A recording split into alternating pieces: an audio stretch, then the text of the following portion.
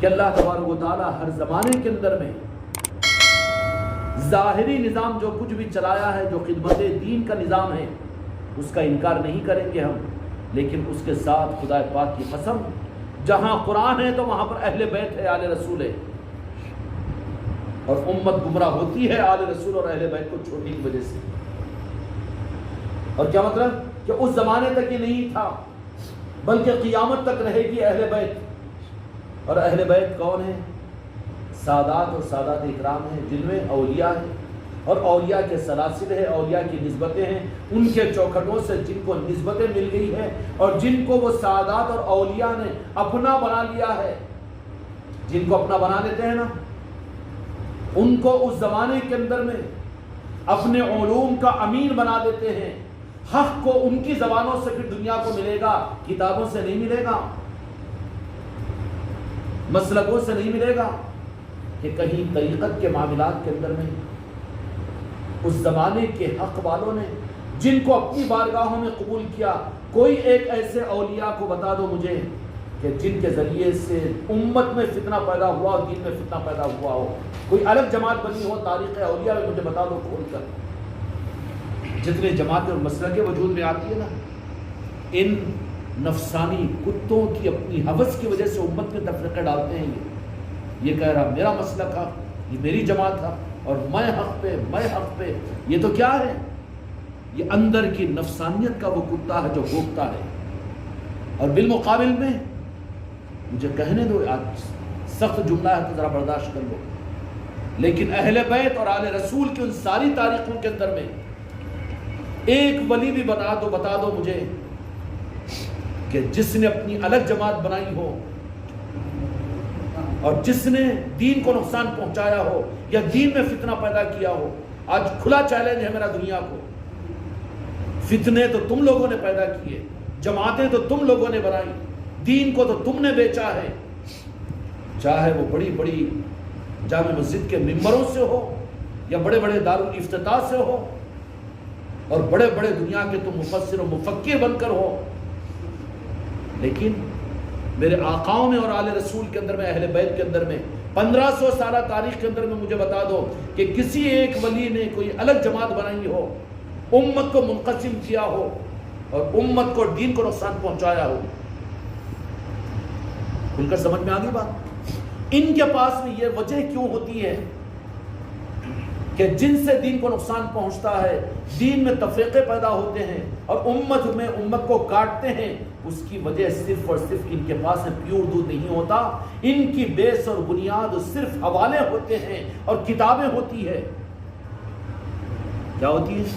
بخاری شریف کو ڈھونڈیں گے، اپنے مقصد کی جو چیز ہے اسی کو نکال کر اسی کو مانیں گے، مگر یہ چیز میرے آقاؤں کے پاس میں نہیں ہوتی۔ ہم غلام ہیں، نام لیوا غوث و خواجہ کے ماننے والے ہیں، ہماری نسبت غریب نواز کی چوکھٹ سے، اس کے لیے آج کھل کر میں بولنا چاہتا ہوں۔ اور میرے بچوں کو اس خانقاہ محمدی کو جو نسبت ملی ہے، اس کے حق ہونے کی دلیل کیا ہے؟ ہاں، کھل کر ہم کہتے ہیں اس لیے کہ اس نظام کے ذریعے سے امت کے فتنے ختم ہوں گے، امت کو حق ملے گا۔ یہ تو ہم بھی جماعت بنا لیے چکے ہوتے تھے اور ہم بھی ایک مسلک قائم کر لیے ہوتے تھے، لیکن امت کو جو نقصان پہنچا ہے، دین کو جو نقصان پہنچا ہے نا، کن سے پہنچا ہے؟ ان لوگوں سے پہنچا ہے جن کے پاس میں علم ہے، جن کے پاس میں حوالے ہیں، جن کے پاس میں مدرسے ہیں، جن کے پاس میں مسجدیں ہیں، جن کے پاس میں محراب ہے، جن کے پاس میں حرم ہے، اور جن کے پاس میں بڑے بڑے وہ نظام ہیں۔ ان سے کیا ہوا کہ کتنے فتنے وجود میں آئے اور دین کو نقصان کتنا پہنچا۔ کیا نہیں سمجھ سکو گے کہ دین کو نقصان پہنچا؟ ہاں، تمہاری جماعت مضبوط بنا لی ہے تم نے، تمہارے مسلکوں کو تم نے مضبوط بنا دیا، لیکن سودے کیے ہیں میرے دو جہاں کے مالک کے دین کے، تم نے سودے کیے ہیں آل رسول اور پنجتن پاک کی عظمتوں کے، تم نے اور اولیاء اکرام کے چوکھٹوں کا تقدس کو پامال کرنے کا تم نے اس کے لیے قیمتیں وصول کی ہے یہودی و نصارہ سے، اور کر کر کے دین کو نقصان پہنچایا نا۔ کون سا فتنہ، کون سا جماعت اور کون سی مسلک ایسا ہے کہ جس نے صرف دین کو فائدہ ہی پہنچایا؟ وجود میں آنے سے پہلے بڑے گلاب کے پھول بتائے گئے اور گلشن اور چمن سمجھا دیا گیا کہ ہمارا یہ بیلاس ہے، یہ ہمارے یہ مقاصد ہے، ہم دین کے لیے کر رہے ہیں، گلی گلی دین کو زندہ کرنے کے لیے ہم گھوم رہے ہیں، اپنے بیوی بچوں کو سالوں کے لیے قربانیاں دے رہے ہیں، ہم لاکھوں روپے لگا کر دنیا کا سفر کر رہے ہیں۔ بہت اچھے چمن کے پھول بتائے، لیکن نتیجہ کیا نکلا کہ اسلام کو نقصان پہنچایا ہے تم نے، عقیدوں کو برباد کیا ہے، عظمتوں کو ختم کروایا ہے، اولیاء سے تم نے کاٹا ہے، پنجت الفاظ سے تم نے کاٹا ہے، اور گستاخ نبی ان کو بنانے کی تم نے کوشش کی ہے۔ تو نفع کے نقصان ہے جی، نفع پہنچا کے نقصان۔ اور ان کی غذا اور ان کے سہارے، ان کی بے ساکھیاں کیا رہتی ہے معلوم ہے؟ حوالے، علم، لائبریری، کتابیں۔ لیکن ان احادیث کا در میں فن اسماء و رجال کہا جاتا ہے کہ یہ روایت کس سے نقل ہوئی، کس سے نقل ہوئی، کس سے نقل ہوئی، نقل کرتے ہوئے چلے جاتے ہیں۔ ان سب کے باوجود ہم ناقدری نہیں کرتے، لیکن جو کچھ تم نے ظاہری صورت میں ان خدمتوں کو لے کر جن کا مقصد اور جن کی غذا اور جن کی بنیاد صرف حوالے اور جس کی بنیاد صرف اور صرف علم رہا ہے، بتا دو اگر حق وہی ہوتا، حق کی پہچان امت میں سے ختم ہو رہی ہے، حق یہی سمجھا جا رہا ہے کہ بڑا جھبا ربا سفید کپڑے اور ماشاءاللہ صافہ اور وہ پہن کر اور بڑی مسجد اور بڑا محراب بڑے مدرسے کا ہے تو وہی حق سمجھ رہا ہے۔ امت میں سے حق کی پہچان ختم ہو رہی ہے۔ حق کی پہچان نہیں ہے یہ، کیوں کہ اس کی بنیاد حوالوں کے اوپر ہے۔ وہ تو کہہ رہا ہے کہ پیور دودھ ہے، لیکن خرید کر لایا ہوا دودھ ہے، کسی سے لیا ہوا دودھ ہے۔ عالم بنا تو اپنے استاد کا علم لے کر تو عالم بنا ہے، اب اس سے تو حاصل کیا ہے۔ تجھے کہاں توفیق ملی کہ اپنے استاد کا ادب اور عظمت اور تعظیم اگر کرتا تو اس استاد کی نسبت اگر اہل اللہ علیہ رسول سے اگر ہوتی تو پھر وہ استاد تجھے علم دینے کے ساتھ میں نسبت بھی دے دیتا، غوث و خواجہ کو بھی دے دیتا، اور تیرا کنیکشن اصل پیورٹی کے ساتھ میں ہو جاتا۔ اب چونکہ وہ بھی ایسا مکسنگ کا پانی کا دودھ لیا ہے تو نتیجہ کیا نکلے گا؟ ان سب سے کاٹ کر یہ تو اپنا بنائے گا نا، اپنا دودھ بیچے گا نا۔ اس لیے جماعت اور مسئلہ کے وجود میں آتے ہیں۔ ایک مدرسہ قال اللہ قال رسول کا ہے، دوسرا مدرسہ بھی قال اللہ قال رسول کا ہے، حفظ کا ہے، عالمیت کا ہے، مفتی کا ہے نا بھائی؟ دونوں جگہ بھی تو قرآن ایک ہے، احادیث سے ایک ہے، وہاں کا کورس ایک ہے، پھر مخالفت تم کیوں کرتے ہیں کہ وہ بریلی کا مدرسہ، یہ دیوبند کا مدرسہ، وہ دیوبند کا مدرسہ، وہ سہارنپور تو یہ ندوہ۔ یہی تو پتہ چل گیا ہے کہ تمہارا پانی پیور نہیں ہے، تمہارا دودھ پیور نہیں ہے بلکہ مکسنگ ہے۔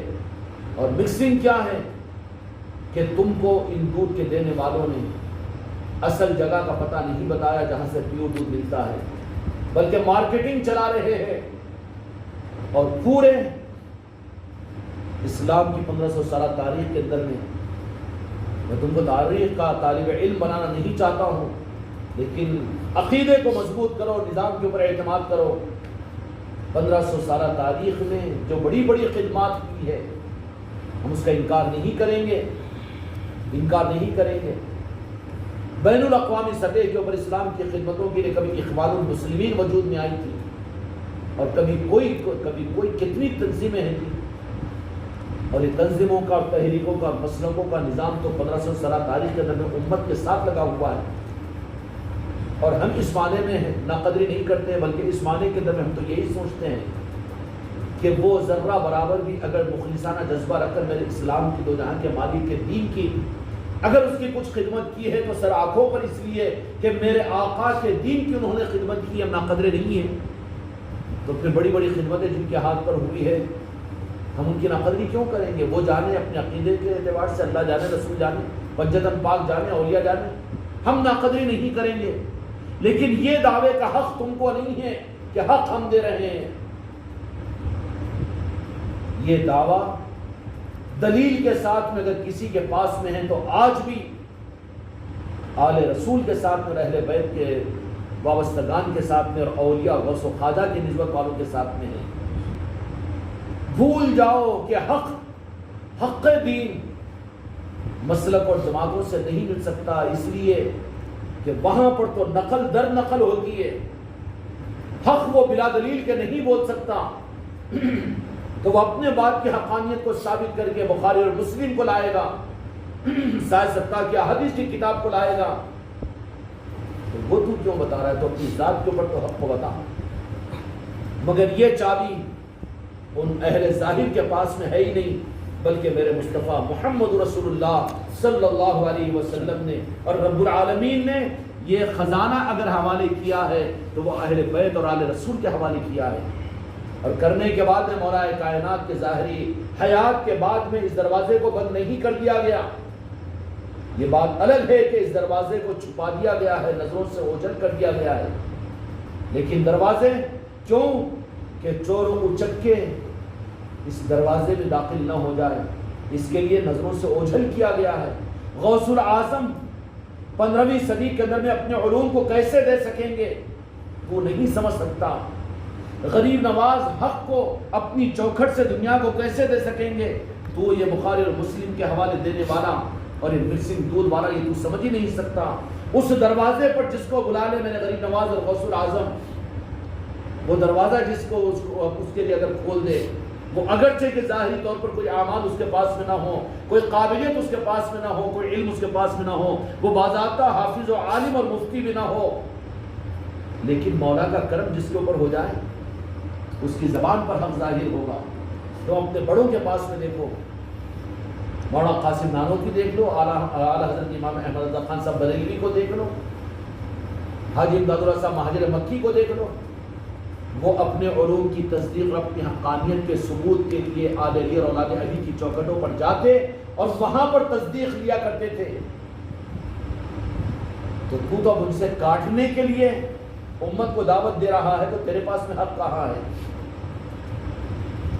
یہ خدا کا نظام ہے اور میرے محبوب اور میرے آقا کا نظام ہے، جو حوالے کس کے کیا گیا ہے؟ ہر زمانے کے اندر میں اس زمانے میں حق جو ہوگا، قرآن و حدیث کا اصل، قرآن و حدیث کا اصل اور اللہ اس کے رسول کی منشا کا حق کتابوں میں ڈھونڈنے سے نہیں ملے گا، تراری علماء کے بیانات سے نہیں ملے گا۔ انہوں نے تو فتنہ پیدا کیا ہے امت کے اندر میں، امت کو کاٹا ہے، دین کو نقصان پہنچایا، 1500 سالہ تاریخ ہے، لیکن دین کو اگر کسی سے فائدہ پہنچا ہے، پہنچ رہا ہے، پہنچے گا، تو صرف اور صرف آل علی اور اولاد علی اور آل رسول کے نظاموں سے اور طریقت کے نظام سے، اور مولا علی کا نظام، پنجتن پاک کا نظام اور اولیاء کا نظام مسلمانوں کا محتاج نہیں ہے، تمہارے مسلک اور جماعتوں کا محتاج نہیں ہے، تمہارے جھبے رونقوں کا محتاج نہیں ہے۔ حق تو وہ کسی بھی صورت میں ظاہر کریں گے دنیا میں۔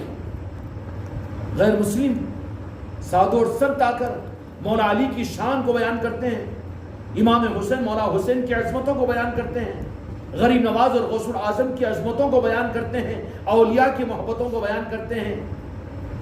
تو یہ تو میرے مولا کا نظام ہے، جو حق کو چاہے جہاں پر سے ثابت کر دے، ظاہر کر دے۔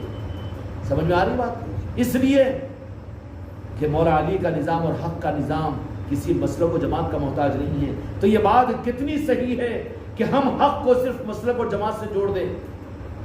صحیح ہے کیا جی؟ اس لیے نکل جاؤ ان چیزوں سے۔ حق کے لیے حق ہے، اور حق آل علی اور اولاد علی کے ساتھ میں ہے، اور اہل طریقت کے ساتھ میں ہے، اور اولیاء اور غوث و خواجہ کے ساتھ میں ہے، قیامت تک رہے گا۔ تھا، موجود ہے حق ان لوگوں کے پاس میں، اور قیامت تک بھی جو حق رہے گا صرف ان لوگوں کے پاس میں رہے گا۔ اور ہر زمانے کے اندر میں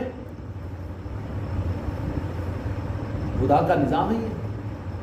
اب ظاہری تدبیروں کے اعتبار سے حق کو ہم مسلکوں اور جماعتوں اور ان کی کثرت اور ان کے بڑے مدرسوں اور فتووں کی بنیاد پر مانے، یہ فارمولہ ہی غلط ہے۔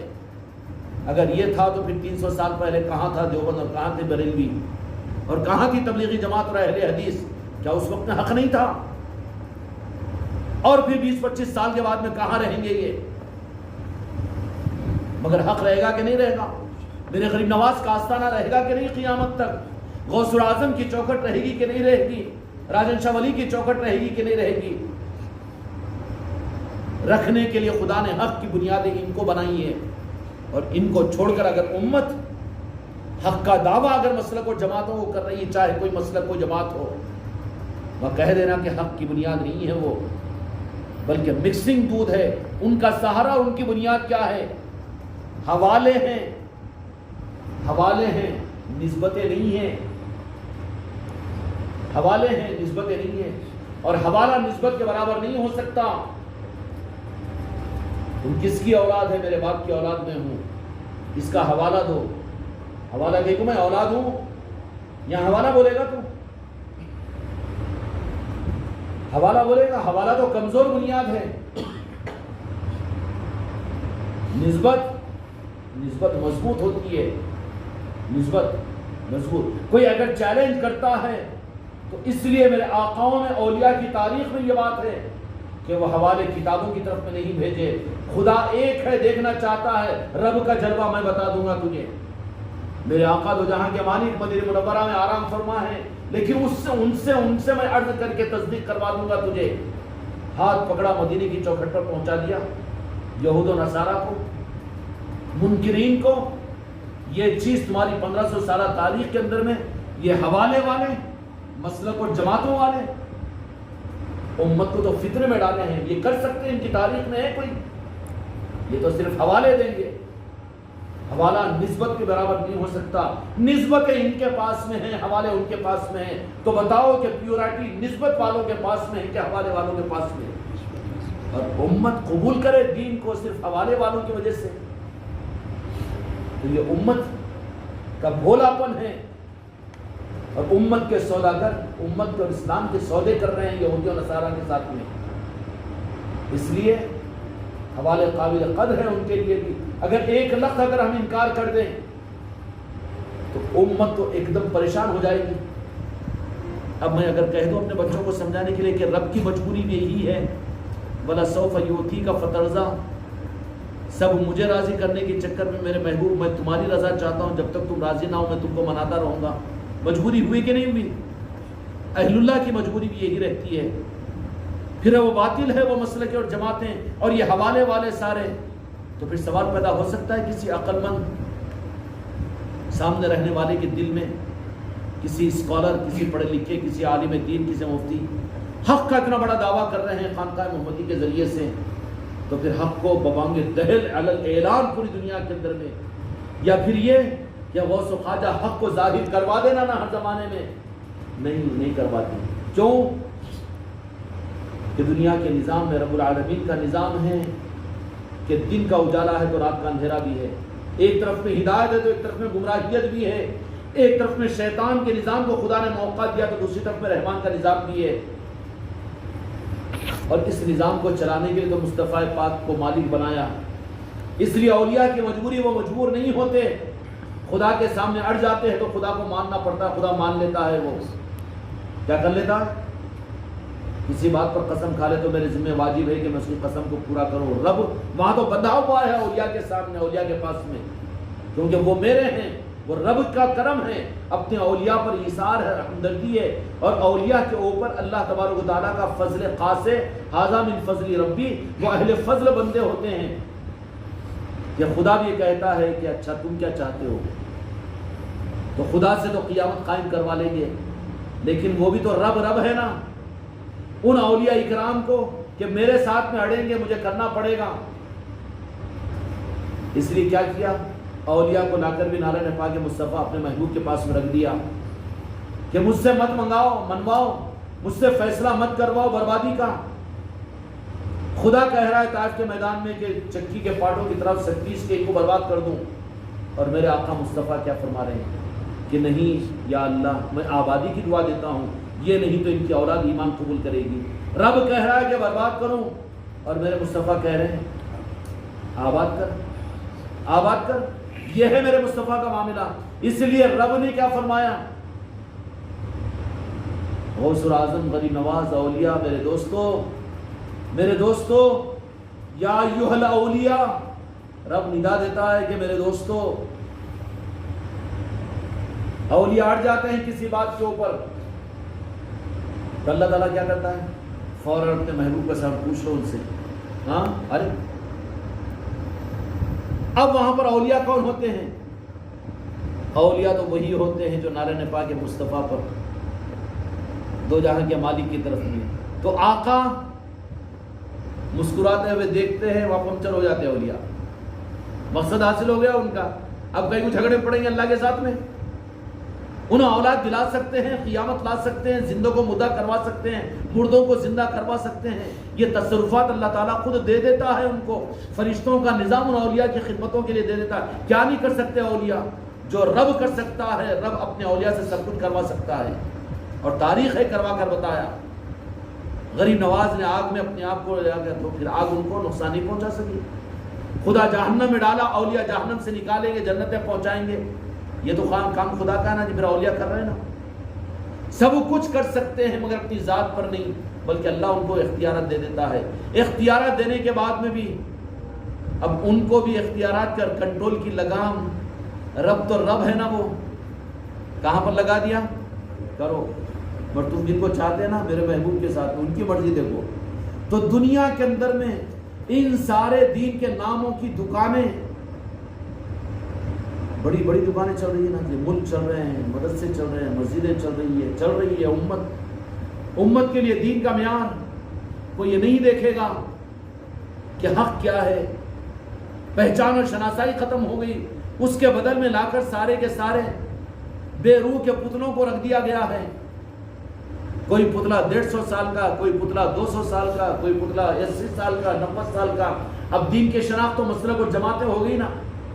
کسی کی نظر دین کا نام آتے ہی قرآن کی طرف میں، دو جہاں کے مالک کی چوکھٹ کی طرف میں، نارن پاک مصطفیٰ کی طرف میں، یا پنجتن پاک کی طرف میں، یا آل علی اور اولاد علی کی طرف میں جاتی ہے کیا جی؟ سیدھا بولے نا ہمارے مولانا نہیں بولے نا، ہمارے مسلک نہیں بولتے نا، ہماری جماعت وہ نہیں بولتی نا. کیا ہوا؟ بے روح کے پتلوں کو سامنے لا کر رکھ دیا، اور روح کا جو نظام تھا پنجتن پاک کا، آل علی اور اولاد علی کا، اس روح کے نظام سے ناشناسا ہو گئے اور واقف نہیں رہے. اور ہر ایک اس بے روح کے پتلوں کو لے کر ہی خوش ہو رہا ہے کہ یہ میری اولاد. جن کا اولادیں نہیں ہیں وہ پتلوں کو 12 بڑے بڑے رہتے ہیں، اس کو لے کے بچہ میرا بیٹا بیٹا ہے کہ نا. پھر ایک موس کھلا کے بتاؤ اس کو نہیں کھاتا کہ ارے پتلا ہے رے پاگل کو. وہ حق کی بنیاد کہاں ہے؟ وہ دیکھنے کے واسطے، بولنے کے واسطے ہے، مگر حقیقت میں تیرا بیٹا نہیں ہو سکتا نا. حق تو پنجتن پاک آل علی اور اولاد علی کا ہے. قرآن رب العالمین نے دیا تو اہل بیت بھی ساتھ میں دے دیا. اور یہ اہل بیت کی نسبتیں، یہ چوکھٹے فیضان مولا علی قیامت تک رہے گا. اور وہ کس سے چلے گا؟ وہ مسلک اور جماعتوں سے، رنگوں علاقوں سے، مسلکوں سے نہیں، بلکہ وہ تو ان چوکھٹوں سے چلے گا، ان کی نسبتوں سے چلے گا. جو ان کی نسبتوں والا ہوگا انہی کے ذریعے سے حق کو دنیا میں ظاہر کریں گے. 1500 سالہ تاریخ کے اندر میں ایک ولی بھی میرا بتا دو میرے آقاؤں میں سے کہ جس نے دین کو نقصان پہنچایا ہو یا کوئی اپنی مسلک و جماعت بنایا ہو. دین کو فائدہ صرف پہنچا ہے تو صرف آل علی اور اولاد علی سے. باقی مسلک اور جماعت اور یہ حوالے والے امت میں تو صرف فتنوں کو چھوڑے ہیں. دشمنی مت کرو، لیکن میرے غریب نواز کا کرم مانو کہ انہوں نے جب نسبت دی ہے، یہ چوکھٹ کی خیرات دی ہے، تو قدر کرو اس کی. اور قدر کرتے ہوئے جو قدرداں ہیں ان کو یہ نظام دو. اور یہ نظام عام نظام نہیں ہے، یہ چھپے ہوئے دروازے ہیں، ڈھونڈنے والوں کو ملتے ہیں. یہ سونے کی اور ہیروں کی دکان ہے تو اس کو 10 لا کر رہتے ہیں. یہ پان کے ڈبے، کرانی دکان اور بھاجی ترکاری کی دکانیں نہیں ہیں کہ جہاں چاہے خانقاہ کھول کر بیٹھ جاؤ اور آل علی اور اولاد علی کے علوم کو وہاں سے ظاہر کیا جائے. نہیں ہوتا. یہ مسلک اور جماعتوں کے نظام نہیں ہے کہ کرانی دکانوں کی طرح سے لگا لو یہ مدرسہ، وہ مسجد، وہ جماعت، یہ جماعت. یہ دکانیں ہیں یہ، لیکن امانت ہوتی ہے آل علی اور اولاد علی کے علوم کی. وہ تو ان کو ڈھونڈنا پڑتا ہے، پرکھنا پڑتا ہے. اور جب ڈھونڈنے کی سچی طلب پیدا ہوگی تو پھر وہاں پر باادب بن کر آنا پڑتا ہے. اے مسلمان، جہنم سے جتنا ڈرتا ہے اتنا اللہ سے تو ڈرنا شروع کر، تو کام بن جائے گا تیرا. جہنم سے ڈرتا ہے، رب سے نہیں ڈرتا. جہنم سے ڈرتا ہے، رب سے نہیں ڈرتا. اگر ڈرتا تو رمضان میں روزے چھوڑ کر کیوں پان چباتے گھومتا؟ مسلمان ہے تو. اذان ہو رہی ہے تو ٹھکرا کر مسجد کی اذان کو تو کیوں نماز کو چھوڑ دیتا؟ تجھے نماز کو بولنا پڑتا ہے. جتنا جہنم سے ڈر رہا ہے، ڈرایا جا رہا ہے، اگر وہی چیز رب سے ڈرانے کی اگر پیدا کر دو تو کتنے بڑے مسلمان مومن بن جائیں گے نا جی، کہ تم نے مخلوق سے ڈرایا، رب کو چھپا دیا۔ اور اہل اللہ کون ہوتے ہیں؟ رب کو سامنے لا دیتے ہیں، مخلوق کو ہٹا دیتے ہیں، جہنم بھی اس کی ہے، جنت بھی اس کی ہے، چل ہٹ ادھر، رب کی طرف چل، ففروا الی اللہ، اللہ کی طرف چلو۔ یہ ہوتا ہے آل رسول اور اہل بیت اور اولیاء کا نظام۔ اولیاء کبھی دین کو ٹکڑے کر کر سودے نہیں کیے، اپنی دنیا کو نہیں، وجود کو قربان کر دیا، دین کو فائدہ پہنچایا نا جی، پہنچایا کہ نہیں پہنچایا؟ اور یہ اس زمانے میں نہیں بلکہ قیامت تک مولا علی کا نظام اور مولا علی کا علم چلتا رہے گا۔ لیکن اس علم کو مدرسوں میں نہ ڈھونڈو، مولویوں کے تقریروں میں نہ ڈھونڈو، واٹس ایپ کے اور بیانوں میں نہ ڈھونڈو، بلکہ اس علم کو تو اندھیروں میں ڈھونڈو، جو چھپے ہوئے ان کے پاس میں ڈھونڈو۔ اس کا پتہ حاصل کرنا ہے تو جاؤ چوکھٹوں کے اوپر، وہ تم کو راستہ بتائیں گے، ان کے پاس میں یہ ملے گا۔ علی کا سپاہی کون ہے اور حق کس کی زبان سے ظاہر کروا رہے ہیں، وہ اس کا پتہ پوچھنے کے لیے تو غریب نواز کی چوکھٹ ہے، اولیاء کی چوکھٹ ہے، وہاں پر جاؤ، چوکھٹ پر ماتھے کو ٹیک کر ان سے بھیک مانگو کہ اس زمانے کا حق ہم کو عطا کیجئے۔ تو پھر اس زمانے میں، کیونکہ پتہ تو ان کو نہ دی، وہاں جا کے پڑھ جاؤ اور ان کو بتاؤ کہ اس زمانے کے حق کا سپاہی اور امت کے لیے حق مولا علی کا نظام دینے والا کون ہے۔